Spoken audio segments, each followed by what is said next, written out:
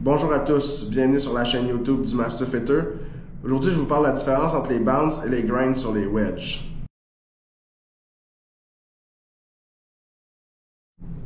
Le bounce sur le wedge, c'est la différence entre le leading edge ici et le trailing edge à l'arrière ici. Donc, plus il y a de bounce, moins il va être tranchant. Moins il y a de bounce, plus il va être tranchant. Le grind, c'est la forme du wedge. Donc, de quelle forme il est fait en dessous. Donc, je vous montre les options qu'on peut avoir.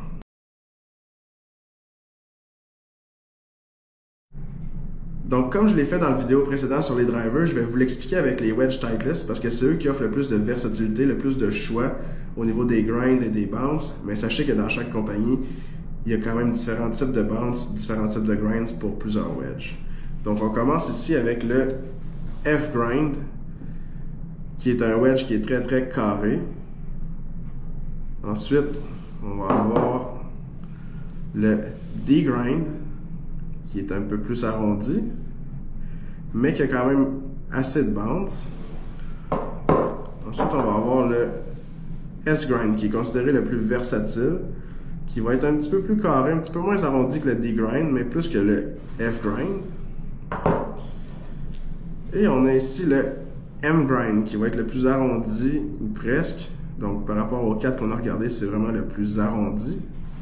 On a aussi dans le lob wedge, le L-grind, qui lui est très arrondi, mais qui a un bounce très bas, donc 4 de bounce, très tranchant.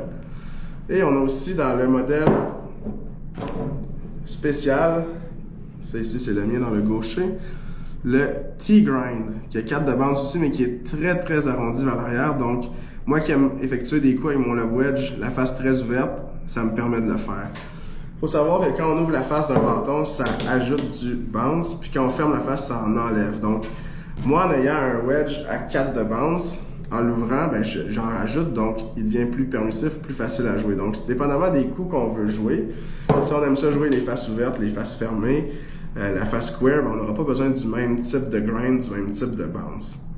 Moi, ce que j'aime avoir, c'est une certaine versatilité dans mes wedges. Donc, d'en avoir un qui a en fait, 2 ou 3 qui ont des bounce différents puis qui ont des grinds différents pour des différentes conditions. Donc, des bunkers plus durs, des conditions mouillées, etc. Ben, j'ai différentes options dans mes wedges plutôt que d'avoir toute la même affaire.